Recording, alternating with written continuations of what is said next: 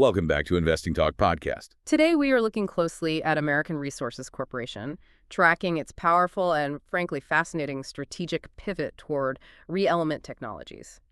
Our mission today is a deep analysis of this company's dramatic shift from a legacy coal operator into what it intends to be a high-growth critical minerals refining champion.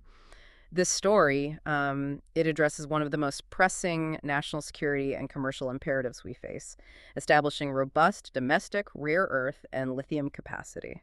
That is a truly massive industrial transition. I mean, we're watching a legacy company ditch, 19th century methods for 21st century tech.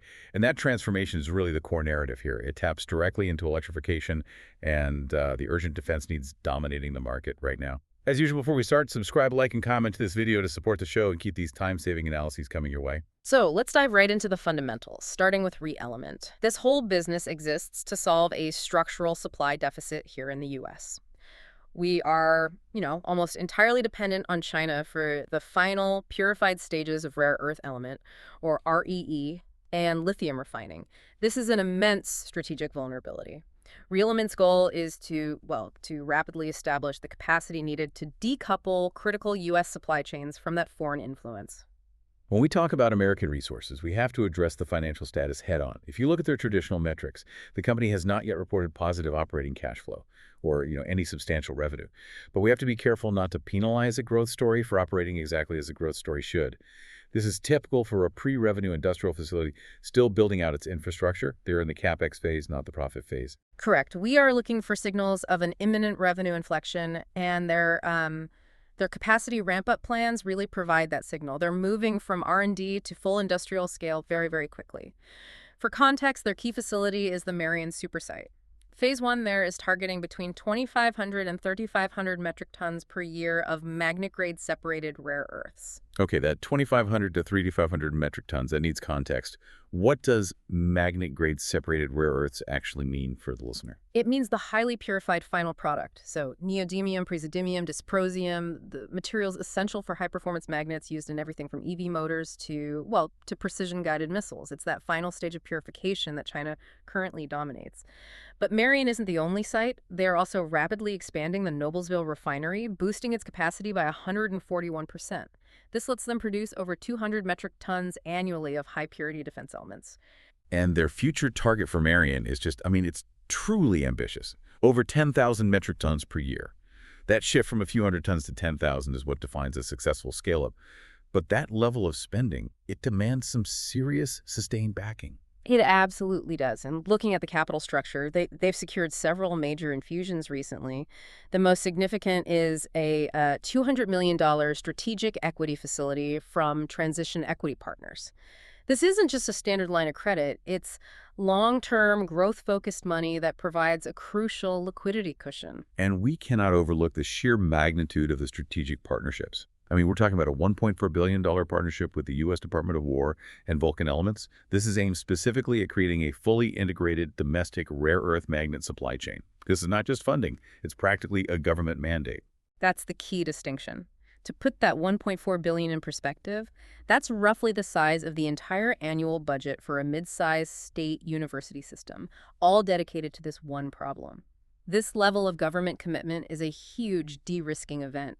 It essentially guarantees demand for their product once the capacity is online. They also recently completed a $40 million private placement at $5.10 per share.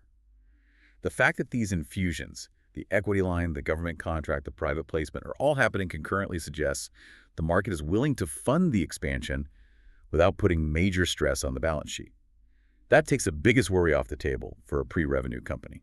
Now let's talk about the competitive moat, because without proprietary tech, all that money is just building a commodity facility. Their edge lies in their patented chromatography-based platform, which they licensed from Purdue University. Right, we need to unpack that jargon. When most people think about separating these metals, they think about, traditional hydrometallurgy, massive facilities, huge amounts of chemicals, toxic waste. How does chromatography change the game? Okay, think of it this way. The conventional method everyone else uses, it's called solvent extraction, is like trying to separate sand, sugar, and salt by dumping them all into these huge open swimming pools of chemical solvents and just letting them slowly settle out. It's massive, messy, slow, and creates a ton of waste. That sounds incredibly inefficient. It is. ReElement's chromatography platform is essentially a hyper-efficient, specialized molecular filter. They pump the raw solution through a column that selectively grabs only the metal they want, the neodymium or the lithium, while everything else just passes right through. It's precise, clean, and fast. So what are the quantifiable advantages of this filter system over the swimming pool approach? The advantages are staggering. The platform boasts 100 times higher productivity per unit volume. It requires 10 to 100 times smaller space. You can do in a small building what normally takes up acres of land. Plus, it delivers an 80% reduction in waste and uses 70% less carbon. That sustainability profile is crucial for attracting green capital and, maintaining government support. So if it's 100 times faster, cleaner, and smaller, why hasn't everyone else adopted this? What's the main barrier to entry here? Well, primarily it's complexity and proprietary knowledge. While the base technology, chromatography, is known in lab settings, scaling it up for industrial-level throughput, separating thousands of tons of metal, is an enormous engineering challenge that requires deep, specific IP. And that technology base, coupled with their feedstock flexibility, is truly powerful. Right, that feedstock flexibility is critical. The platform can process diverse materials, urgent stuff like spodumene ore and mineral brines, or secondary materials like battery black mass and recycled magnets. Think about that for a moment.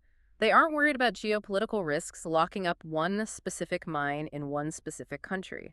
That adaptability means they aren't locked into these volatile, single-source commodity chains. That gives them a key advantage over competitors who can only process one type of raw material. So the tech is impressive, but technology alone doesn't secure the market.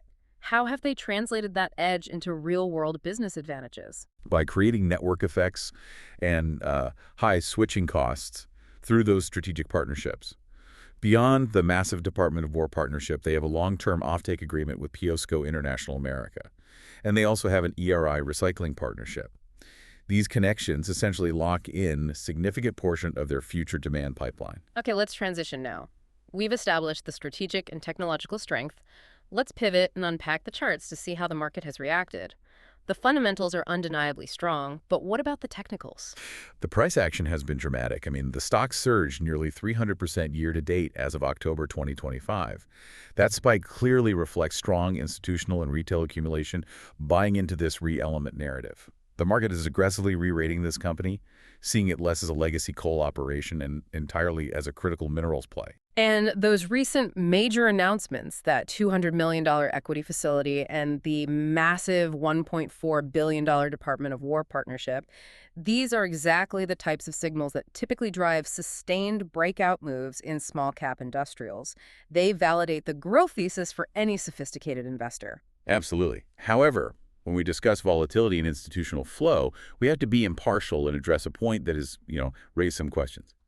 Insider selling. Golden Properties, a 10+% shareholder, sold about $3.2 million worth of stock across the latter half of 2025. So Golden Properties selling $3.2 million during a 300% rally, even if it's profit-taking, doesn't that raise the question, why now? Are they signaling that the near-term upside is capped? That's a fair and necessary question. We need crucial context here. Firstly, that selling happened during the steepest part of the rally, which suggests diversification or, prudent profit-taking after a massive gain. It doesn't look like a bearish signal about the underlying business. Secondly, Golden Properties still retains over 10.8 million shares, so they are hardly abandoning the ship. And critically, those concurrent institutional capital raises we talked about indicate a net positive flow of institutional money coming into the company, which just dwarfs that insider selling. So while we have to note the selling, it appears to be a normal capital reallocation event following a significant price discovery moment rather than a red flag. Precisely. To conclude the technical segment, you have to remember this stock's structure. It's a microcap with limited institutional coverage right now. That lack of widespread coverage means there's significant potential for a massive re-rating, a surge in valuation, once the market gets tangible revenue visibility, which is currently anticipated for 2026.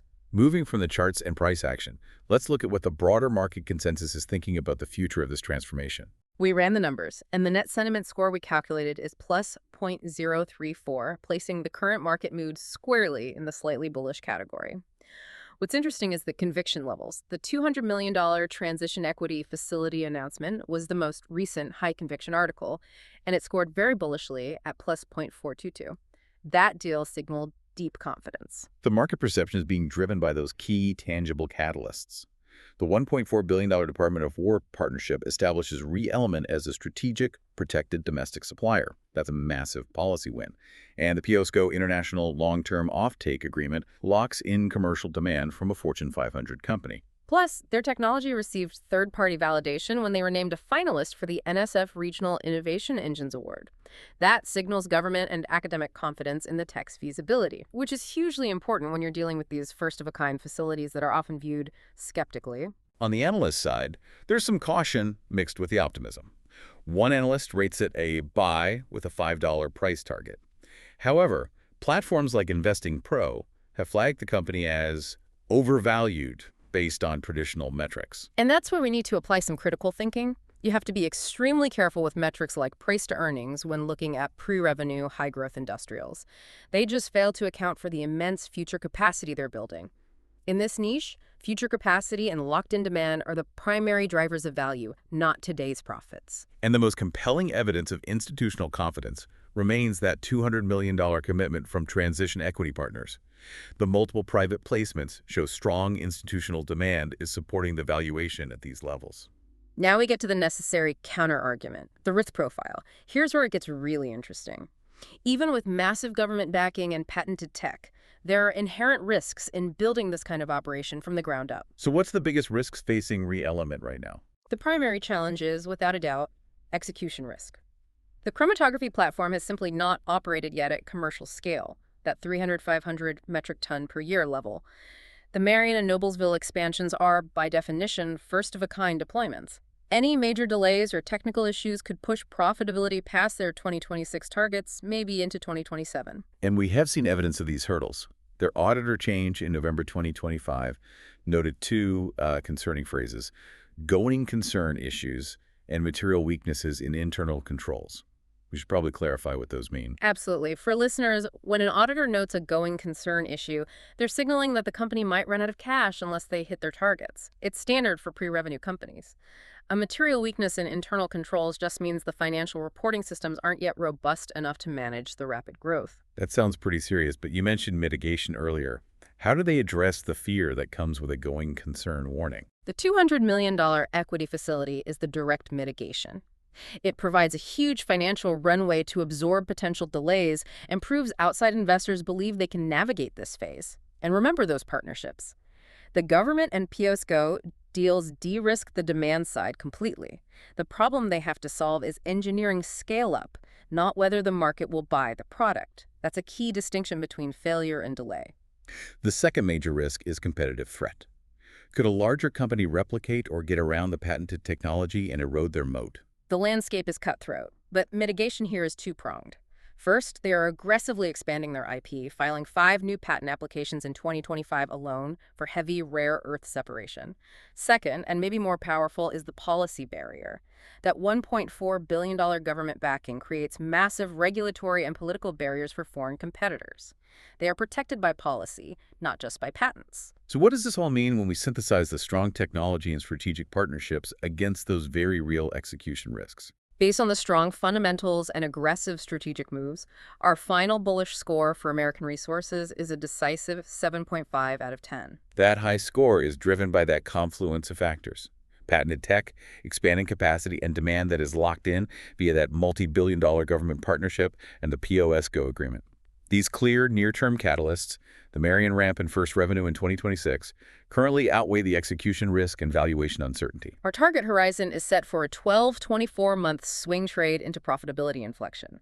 This is absolutely not a short-term trade. It's about watching them execute on the successful scale-up of that refining process. We view current levels as offering a risk-reward profile of about 2.1 to 3.1 for investors with that 12-plus month horizon, provided they successfully execute the Marion ramp on time. If you want to keep tracking whether this critical minerals champion can execute on its massive government contracts and transform a legacy business into a 21st century powerhouse, Make sure you subscribe, like, and comment to keep supporting the show. We'll be tracking this story closely. But ask yourself this. If the U.S. successfully builds a secure domestic supply chain for these critical defense metals, what is the ultimate price ceiling on national security? That's something to mull over.